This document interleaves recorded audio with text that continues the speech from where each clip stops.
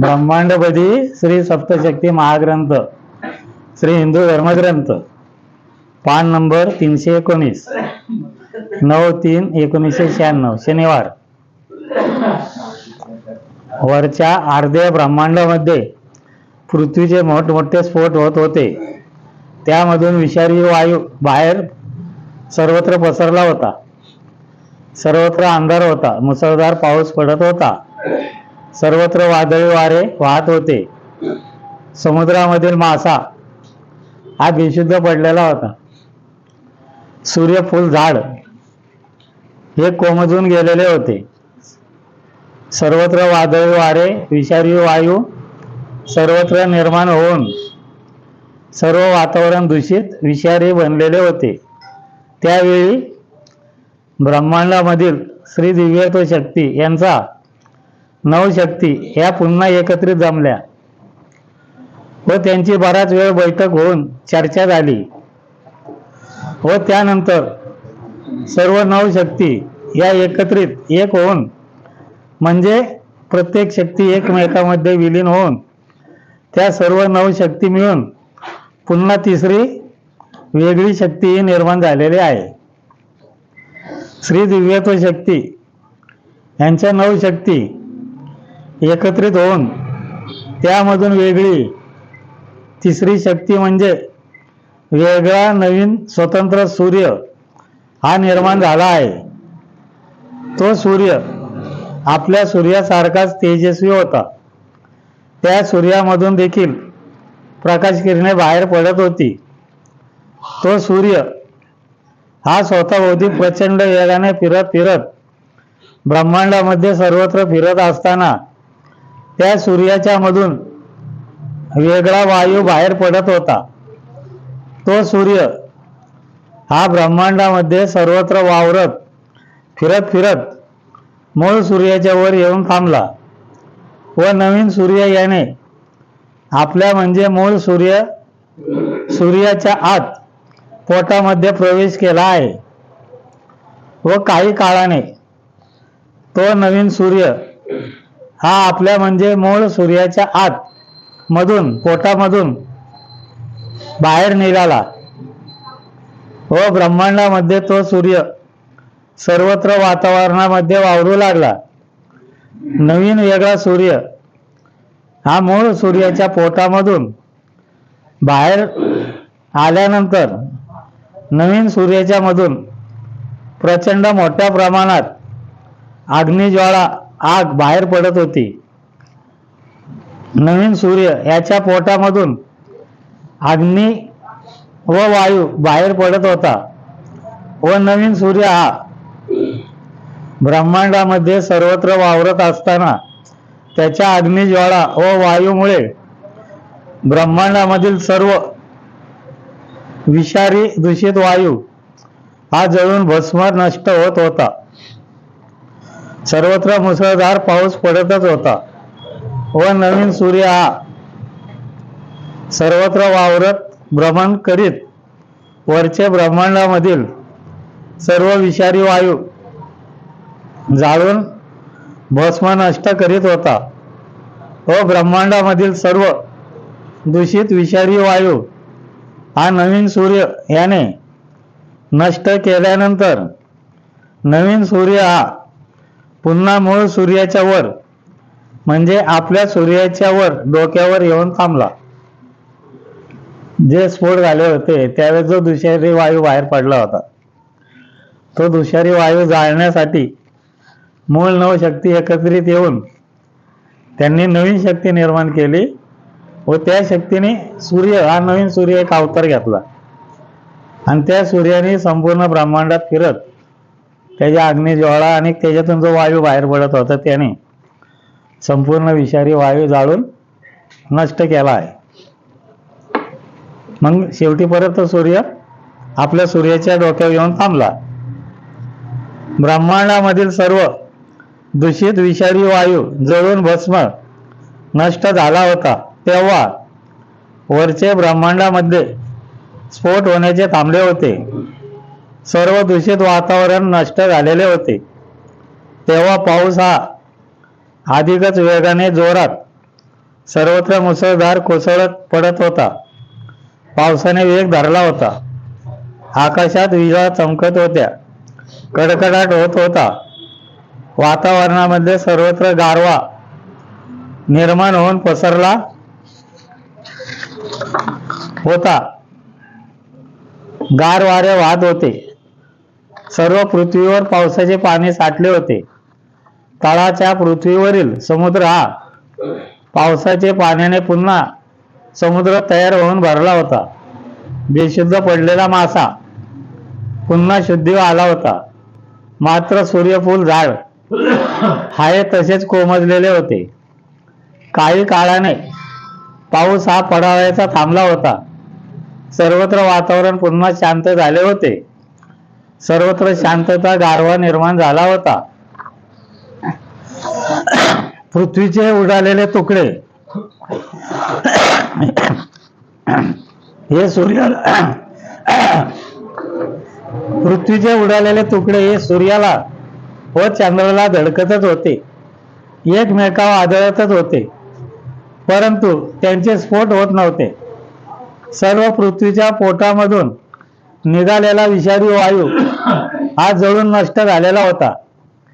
नवीन सूर्य याने सर्व दूषित विषारी वायू जाळून नष्ट भस्म केल्यानंतर नवीन सूर्य हा मूळ सूर्याच्या वर येऊन थांबल्यानंतर त्या नवीन सूर्य याने पुन्हा दिव्य तेजस्वी बारीक ज्योतीचे रूप धारण केले. त्या नवीन सूर्याने काय केलं? परत तेजस्वी ज्योतीचं रूप धारण केलं आपल्या सूर्याच्या वर आल्यावर. श्री दिव्यत्व शक्ती यांच्या 9 शक्ती एकत्रित येऊन त्यांच्यापासून जी तिसरी शक्ती निर्माण होऊन त्यांच्यापासून जो नवीन सूर्य निर्माण झाला होता, त्या सूर्याचा आकार आपल्या मूळ सूर्या एवढाच होता. तो सूर्य म्हणजे लाल रंगाचा अग्नीचा गोळा होता. त्या सूर्याची प्रखरता आपल्या सूर्या एवढी नव्हती. श्री दिव्यत्व शक्ती यांच्या 9 शक्ती एकत्रित येऊन एक शक्ती निर्माण झाली, म्हणजे लाल रंगाचा गोल आकाराचा अग्नीचा गोळाच सूर्य निर्माण होऊन त्याने ब्रह्मांडात सर्वत्र फिरून दूषित विषारी वायू जाळून नष्ट केल्यानंतर तो नवीन सूर्य सर्वत्र फिरत फिरत मूळ सूर्याच्या वर थांबल्यानंतर त्याने मूळ सूर्याच्या आत पोटामध्ये प्रवेश केला आहे व तो नवीन सूर्य हा काही काळ मूळ सूर्याच्या पोटामध्ये थांबून राहिल्यानंतर पुन्हा मूळ सूर्याच्या पोटामधून बाहेर निघताना नवीन सूर्य याने पुन्हा ज्योतीचे रूप धारण केले व ती ज्योत मूळ सूर्याच्या वर बाहेर आली व त्या ज्योतीने मूळ सूर्य याला उजव्या बाजूने 3 प्रदक्षिणा पूर्ण मारल्यानंतर ती ज्योत पुन्हा मूळ सूर्याच्या वर येऊन थांबली व त्या ज्योतीने मानव हे रूप धारण केले. तो मानव म्हणजे श्री दिव्यत्व शक्ती यांच्या 9 शक्ती मिळून तिसरा अवतार होता व त्याच मानवाने पुढे श्री अग्नी हा दिव्य अवतार घेतलेला आहे. अग्नी जी बघतो ना आपण, अग्नी म्हणजे धुनीतली जी अग्नी असते ती, तो अवतार घेतलेला आहे त्या शक्तीने. श्री दिव्यत्व शक्ती यांच्या 9 शक्ती मिळून तिसरा अवतार श्री मानव यांनी मूळ सूर्याचे वर बराच काळपर्यंत ध्यानस्थ बसून राहिले होते. त्यानंतर त्यांनी काही काळ पुन्हा मूळ सूर्याचे वर तपश्चर्या केली आहे. श्री मानव यांनी ध्यानस्थ बसले होते, तपश्चर्या करीत होते, तेव्हा देखील वातावरण शांत झालेले नव्हते. पृथ्वी या एकमेकांना धडकतच होत्या. त्यांची तपश्चर्या पूर्ण झाल्यानंतर त्यांनी पुन्हा ज्योतीचे रूप धारण केले व त्या मानवाने ज्योतीने मूळ सूर्याच्या वरून खालच्या पृथ्वीवर झेप घेतली व ती ज्योत मूळ तळाच्या समुद्राच्या पाण्यामधून मूळ तळाच्या पृथ्वीच्या पोटामध्ये शिरून गुप्त झाली आहे. तेव्हा सर्वत्र पाऊस हा पडतच होता. नंतर हळूहळू पाऊस पडावायचा थांबला. श्री दिव्यत्व शक्ती यांच्या पहिल्या 9 शक्ती मिळून अगोदरच्या ज्या 2 शक्ती मिळून एक शक्ती एक ज्योत झालेली होती व त्या एका ज्योतीचा विजेपासून पावसाचे ढग निर्माण होऊन पावसाचे पाणी निर्माण होऊन सर्वत्र पाऊस पडत होता व काही काळानंतर सर्वत्र होणारा पाऊस पडावायचा थांबला होता. त्यानंतर पुन्हा त्या एका ज्योतीचे पुन्हा त्या 2 ज्योती म्हणजे दोन्ही ज्योती एक होऊन त्यांची एक ज्योत झालेली होती. त्या पुन्हा वेगवेगळ्या होऊन पुन्हा त्या एका ज्योतीच्या 2 वेगवेगळ्या ज्योती झाल्या होत्या व त्या दोन्ही ज्योती यावरचे संपूर्ण अर्धे ब्रह्मांड हे सर्वत्र बराच काळपर्यंत वावरत राहिल्या. नंतर त्या दोन्ही ज्योती या मूळ सूर्य म्हणजे आपल्या सूर्याच्या वर येऊन थांबल्या व दोन्ही ज्योती यांनी मूळ सूर्याच्या पोटामध्ये आतमध्ये प्रवेश केला. बराच काळपर्यंत दोन्ही ज्योती या मूळ सूर्याच्या आतमध्ये पोटामध्ये दोन्ही ज्योती मिळून एक ज्योत निर्माण झाली व ती ज्योत मूळ सूर्याच्या पोटामधून वर बाहेर निघाली व त्या ज्योतीने मूळ सूर्य आपला सूर्य आहे त्याला उजव्या बाजूने 3 प्रदक्षिणा पूर्ण मारल्या व ती ज्योत पुन्हा मूळ सूर्याच्या वर येऊन थांबली व त्या ज्योतीने अर्धे शरीर स्त्री व अर्धे शरीर पुरुष मानव हे रूप धारण केले.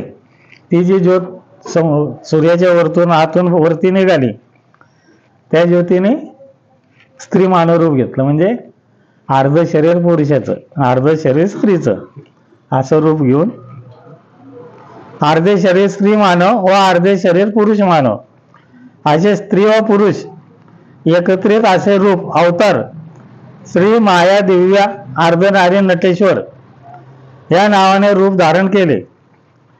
श्री दिव्यत्व शक्ती यांचे पहिले 9 शक्ती यांनी पहिले जे 2 अवतार घेतलेले होते त्या दोन्ही अवतार यांनी हा एकत्रित अवतार घेतलेला आहे. अर्ध स्त्री शरीर अर्ध पुरुष शरीर असा अवतार घेतलेला आहे. श्री माया दिव्य अर्धनारी नटेश्वर यांनी मूळ सूर्याच्या वर बराच काळपर्यंत ध्यानस्थ अवस्था प्राप्त करून ध्यानस्थ बसले. त्यानंतर त्यांनी लगेचच बराच काळपर्यंत कठोर अशी तपश्चर्या केली आहे. त्यांची तपश्चर्या पूर्ण झाल्यानंतर त्यांनी पुन्हा दिव्य तेजस्वी अशा एका ज्योतीचे रूप धारण केले व त्या ज्योतीने मूळ सूर्याच्या वरून पुन्हा खाली तळाच्या पृथ्वीवरील समुद्रामध्ये झेप घेतली व ती ज्योत मूळ तळाला पृथ्वीच्या समुद्राच्या पाण्यामधून मूळ तळाच्या पृथ्वीच्या पोटाच्या आतमध्ये शिरून गुप्त झाली. तेव्हा देखील ब्रह्मांडामध्ये पृथ्वीचे उडालेले तुकडे एकमेकांना धडकत आदळतच होते. बराच काळ गेल्यानंतर मूळ तळाच्या पृथ्वीच्या पोटामधून एक ज्योत पुन्हा हळूहळू मूळ तळाच्या पृथ्वीच्या वर येऊ लागली व मूळ तळाच्या पृथ्वीच्या पोटामधून बाहेर आल्यानंतर त्या ज्योतीने समुद्राच्या पाण्यामधून वर येता येता एक रूप धारण केले. समुद्राच्या पाण्यामध्येच त्या एका ज्योतीने म्हणजे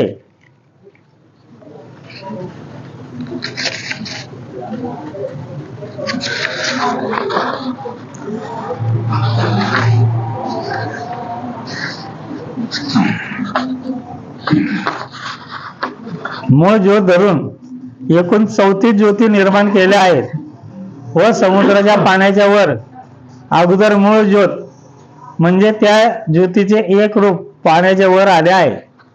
म्हणजे त्या ज्योतीने जे अर्धनारी नटेश्वर रूप घेतलं होतं, अर्ध स्त्री अर्ध पुरुष, त्यांची तपश्चर्या पूर्ण झाली, ध्यानस्थ पूर्ण झाल्यानंतर त्यांनी मूळ सूर्याच्या वरून पुन्हा समुद्राच्या पाण्यात झेप घेतली. समुद्राच्या पाण्यातून पृथ्वीच्या पोटाच्या आत शिरले. काही काळाने ती ज्योत जेव्हा वरती आली, मग त्या ज्योतीने एका ज्योतीपासून 34 ज्योती निर्माण केल्या आणि अगोदर मूळ ज्योत वर आली, त्यानंतर त्या 34 ज्योती वर आल्या. समुद्राच्या पाण्याच्या वर येता येता मूळ ज्योत यांनी श्री मानव रूपी शहामृग पक्षी या पक्षाचे रूप धारण केले व एका ज्योतीपासून म्हणजे मूळ ज्योत धरून 34 ज्योती निर्माण झाल्या होत्या. त्या सर्व 34 शहामृग पक्षी हे 34 ज्योतीपासून निर्माण झाले. श्री मानव रूपी शहामृग पक्षी हे सर्व 34 शहामृग पक्षी यांचा थवा समुद्राच्या पाण्याच्या वर आला. म्हणजे 34 शहामृग पक्षी हे असा पाण्याच्या वर आले, ते थवा त्यांचा एक 34. मूळ ज्योतीपासून निर्माण झालेला अवतार श्री मानव रूपी शहामृग पक्षी हे सर्वात पुढे व त्यांच्या पाठीमागे बाकीचे सर्व मानव रूपी शहामृग पक्षी असे सर्व 34 शहामृग पक्षी यांचा थवा हा वर आकाशात उडाला. सर्वात पुढे मूळ ज्योतीचा पक्षी व त्याच्या पाठीमागे बाकीचे सर्व 33 मानव रूपी शहामृग पक्षी यांचा थवा आकाशामध्ये वर उडाल्यानंतर त्या सर्व 34 पक्षी यांनी वरचे संपूर्ण अर्धे ब्रह्मांड यांना डाव्या बाजूने एकूण 12 प्रदक्षिणा मारल्या आहेत. म्हणजे सर्व 34 जे शहामृग पक्षी होते त्यांच्या पुढे मेन आणि त्याच्या मागे 33, त्यांनी संपूर्ण ब्रह्मांडाला एकूण 12 प्रदक्षिणा मारलेल्या आहेत. डाव्या बाजूने 12 प्रदक्षिणा मारल्या, पुढे एक, त्याच्या मागे 33. डाव्या बाजूने 12 प्रदक्षिणा पूर्ण मारल्यानंतर अगोदर मूळ ज्योतीचा मानव रूपी शहामृग पक्षी हा मूळ सूर्य म्हणजे आपल्या सूर्याच्या वर अगोदर येऊन थांबला व पहिल्या ज्योतीपासून ज्या बाकीच्या ज्योती झालेल्या होत्या त्यापैकी 2 नंबरच्या ज्योतीपासून निर्माण झालेला मानव रूपी शहामृग पक्षी हा आपल्या पृथ्वीवर थांबला व बाकीच्या ज्योतीपासून निर्माण झालेले शहामृग पक्षी हे क्रमवार एका पृथ्वीच्या वर जाऊन थांबले आहेत. म्हणजे मूळ शहामृग पक्षी आपल्या पृथ्वीवर थांबला, बाकीचे क्रमवार एक एका पृथ्वीवर जाऊन थांबले शहामृग पक्षी. मूळ ज्योतीपासून निर्माण झालेला मानवरूपी शहामृग पक्षी हा मूळ म्हणजे आपल्या सूर्याच्या वर येऊन थांबला व त्या ज्योतीचा मानवरूपी शहामृग पक्षी याने स्त्री मानव हे रूप घेतले व ती स्त्री ही मूळ म्हणजे आपल्या सूर्याच्या वर बराच काळपर्यंत ध्यानस्थ बसली. त्यानंतर काही काळ त्या स्त्रीने कठोर तपश्चर्या केली आहे.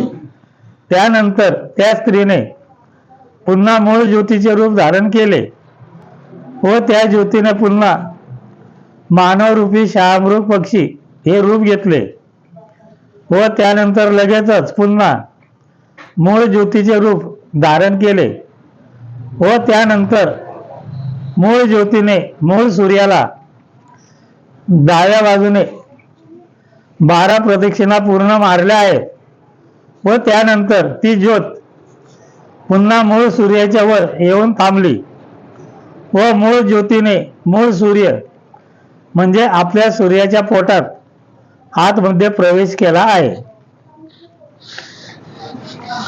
मूळ ज्योतीपासून निर्माण झालेला 2 नंबरची ज्योत आहे, त्या ज्योतीपासून निर्माण झालेला मानवरूपी शामरूप पक्षी हा आपल्या पृथ्वीच्या वर येऊन थांबला होता व त्या मानवरूपी शामरूप पक्षी याने स्त्री मानव हे रूप धारण केले व ती स्त्री आपल्या पृथ्वीच्या वर बराच काळपर्यंत ध्यानस्थ अवस्था प्राप्त करून बसली व त्यानंतर त्या स्त्रीने तपश्चर्या केली आहे. त्या स्त्रीची तपश्चर्या पूर्ण झाल्यानंतर त्या स्त्रीने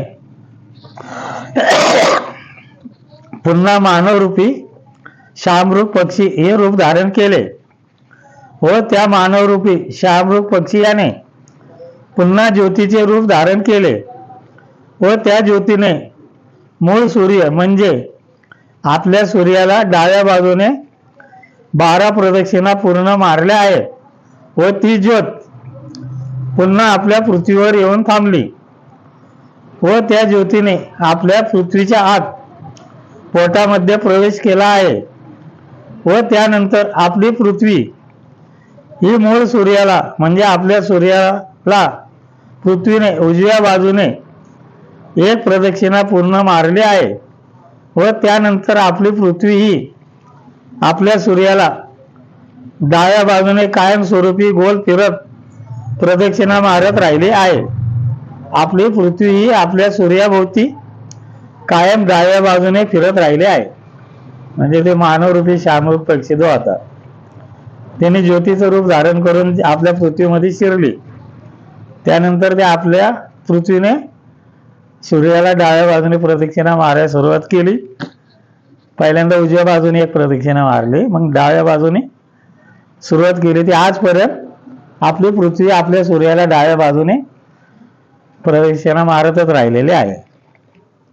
म्हणजे आपली पृथ्वी स्वतःभोवती फिरत आपल्या सूर्याला डाव्या बाजूने प्रदक्षिणा आजपर्यंत मारत राहिली आहे, कायम मारतच राहील. आपल्या पृथ्वीच्या पोटामध्ये कायमस्वरूपी ती ज्योत थांबून राहिली आहे. आज पण ती ज्योत आपल्या पृथ्वीच्या पोटात आहे व त्या ज्योतीमुळे पृथ्वी सूर्याच्या भोवती कायम डाव्या बाजूने गोल फिरतच राहणार आहे. आपली पृथ्वी आपल्या सूर्याच्या व चंद्राच्या मधून सूर्याभोवती डाव्या बाजूने फिरत आहे. तेव्हा पृथ्वी या एकमेकांना धडकण्याचे व स्फोट होण्याचे थांबले होते. ती जेव्हा फिरायला लागली आपल्या सूर्याभोवती त्यानंतर मग ते स्फोट वगैरे व्हायचे थांबले ते सगळे. मूळ सूर्य म्हणजे आपल्या सूर्याच्या पोटामधून मूळ ज्योत पुन्हा बाहेर निघाली व त्या ज्योतीने मूळ सूर्याला डाव्या बाजूने 1 प्रदक्षिणा पूर्ण मारली व त्यानंतर आपल्या पृथ्वीला डाव्या बाजूने 1 प्रदक्षिणा पूर्ण मारली आहे व त्यानंतर मूळ ज्योत ही आपल्या चंद्राच्या म्हणजे मूळ चंद्राच्या वर जाऊन थांबली व त्या ज्योतीने मूळ चंद्र यांना डाव्या बाजूने 1 प्रदक्षिणा पूर्ण मारली आहे व त्यानंतर मूळ ज्योत ही आपल्या सूर्याच्या वर जाऊन थांबली आहे व त्या ज्योतीने आपल्या सूर्याच्या वर पुन्हा स्त्री मानव हे रूप धारण केले व त्या स्त्रीने सूर्यावर बराच काळपर्यंत ध्यानस्थ बसून राहिली व त्यानंतर तिने तपश्चर्या केलेली आहे. त्यानंतर त्या मानव स्त्रियांनी पुन्हा मूळ मानवरूपी शामरूप पक्षी हे रूप धारण केले व त्यानंतर मानवरूपी शामरूप पक्षी यांनी लगेचच पुन्हा ज्योतीचे रूप धारण केले व त्या ज्योतीने मूळ सूर्य म्हणजे आपल्या सूर्याच्या आत पोटामध्ये प्रवेश केला आहे व त्या ज्योतीने सूर्याच्या पोटात आतमध्ये एकूण 11 नवीन ज्योती निर्माण केल्या. त्या ज्योतीने आपल्या सूर्याच्या आत एकूण 11 ज्योती अजून निर्माण केल्या.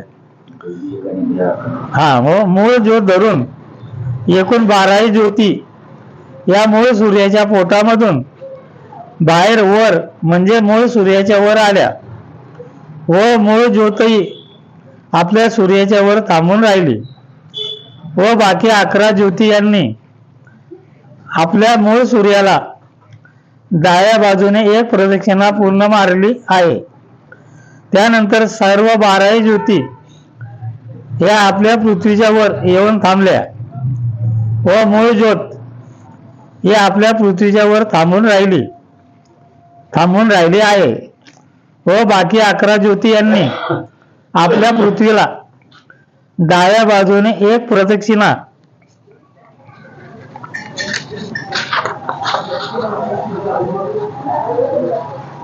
पूर्ण मारली आहे.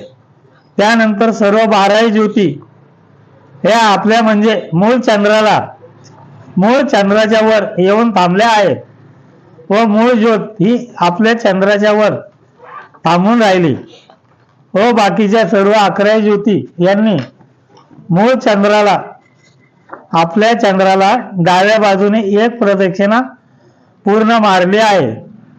त्यानंतर मूळ ज्योत ही पुन्हा मूळ सूर्याच्या वर येऊन थांबली व बाकीच्या सर्व 11 ज्योती या एक एक करून नवग्रहाच्या एका ग्रहाच्या वर जाऊन थांबल्या आहेत.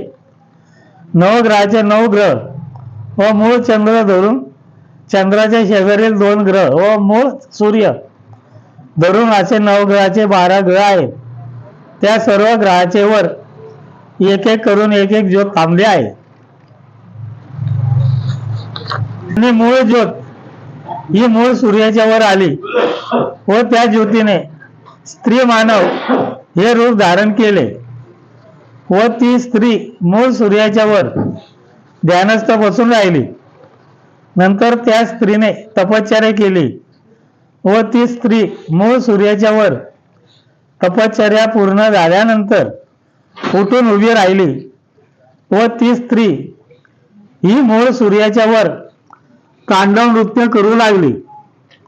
ती स्त्री अतिशय बेफाम होऊन तांडव नृत्य करून पूर्ण झाल्यानंतर त्या स्त्रीने पुन्हा मूळ ज्योतीचे रूप धारण केले व ती ज्योतीने मूळ सूर्य म्हणजे आपल्या सूर्याच्या आत पोटात प्रवेश केला व त्या ज्योतीने सूर्याच्या आत पोटामध्येच अजून एकूण 11 नवीन ज्योती निर्माण केल्या व मूळ ज्योत धरून एकूण 12 ज्योती मूळ सूर्याच्या बाहेर वर आल्या व सर्व 12 ज्योती यांनी मूळ सूर्याच्या वर स्त्री मानव हे रूप धारण केले व त्या 12 स्त्री मानव यांनी मूळ सूर्याच्या वर बराच वेळपर्यंत ध्यानस्थ बसून राहिल्या. त्यानंतर त्यांनी तपश्चर्या केली आहे. 12 स्त्री मानव यांची तपश्चर्या पूर्ण झाल्यानंतर सर्व 12 स्त्री मानव यांनी मूळ ज्योतीचे रूप धारण केले व मूळ ज्योतही सूर्याच्या वर थांबून स्त्री मानव हे रूप धारण करून ती स्त्री ध्यानस्थ बसून राहिली व बाकीच्या 11 ज्योती यांनी मूळ सूर्य यांना डाव्या बाजूने एक प्रदक्षिणा पूर्ण मारली आहे. त्यांची प्रदक्षिणा पूर्ण झाल्यानंतर त्या सर्व 11 ज्योती या पुन्हा मूळ सूर्याच्या वर आल्या व त्या मूळ ज्योतीची स्त्री मानव ही ध्यानस्थ बसून होती. त्या स्त्रीला सर्व 11 ज्योती यांनी डाव्या बाजूने एक प्रदक्षिणा पूर्ण मारली आहे व त्या सर्व 11 ज्योती या मूळ ज्योतीच्या स्त्रीच्या समोर थांबल्या. त्यानंतर सर्व 11 ज्योती मूळ सूर्याच्या वरून निघाल्या व आपल्या पृथ्वीच्या वर येऊन थांबल्या. नंतर त्या सर्व 11 ज्योती यांनी आपल्या पृथ्वीला डाव्या बाजूने एक प्रदक्षिणा पूर्ण मारली आहे. त्या सर्व 11 ज्योती या पुन्हा आपल्या पृथ्वीच्या वर येऊन थांबल्या. नंतर सर्व 11 ज्योती यांनी आपल्या पृथ्वीवरून निघून तेथून आपल्या म्हणजे मूळ चंद्राच्या वर सर्व 11 ज्योती या येऊन थांबल्या व सर्व 11 ज्योती यांनी मूळ चंद्र यांना डाव्या बाजूने एक प्रदक्षिणा पूर्ण मारल्यानंतर पुन्हा सर्व 11 ज्योती या मूळ चंद्राच्या वर येऊन थांबल्या. नंतर सर्व 11ही ज्योती या मूळ चंद्राच्या वरून पुन्हा निघाल्या व मूळ सूर्य म्हणजे आपल्या सूर्याच्या वर पुन्हा येऊन थांबल्या व त्यांनी पुन्हा मूळ सूर्य यांना डाव्या बाजूने एक प्रदक्षिणा पूर्ण मारली आहे. त्यानंतर सर्व 11ही ज्योती या तेथून निघाल्या व त्या ज्योती एक एक करून नवग्रहाच्या एका एका ग्रहाचे वर जाऊन थांबल्या आहेत. नवग्रहाचे 9 ग्रह, चंद्र व त्याच्या शेजारील 2 ग्रह अशा 11 ग्रहाचे वर एक एक करून ज्योती थांबल्या आहेत. स्त्री मानवरूपी शामरूप पक्षी हे स्त्री मानव रूप घेऊन सूर्याच्या वर ध्यानस्थ बसून राहिलेले होते व जेव्हा 11 ज्योती या मूळ सूर्याला डाव्या बाजूने एक प्रदक्षिणा पूर्ण करून नवग्रहाचे एका एका ग्रहाचे वर थांबण्यासाठी निघालेल्या होत्या, तेव्हा त्या स्त्री मानव यांची ध्यानस्थ व तपश्चर्या पूर्ण झालेली होती. तेव्हा त्या स्त्री मानव यांनी पुन्हा स्त्री मानव रूपी शामरूप पक्षी हे आपले मूळ रूप धारण करून त्यांनी म्हणजे त्या पक्षीयाने मूळ सूर्याच्या वरून झेप घेऊन आपल्या पृथ्वीच्या वर येऊन थांबला व पुन्हा आपल्या पृथ्वीवरून शामरूप पक्षी हा उडाला व तेथून मूळ चंद्र म्हणजे आपल्या चंद्राच्या वर येऊन थांबला आहे.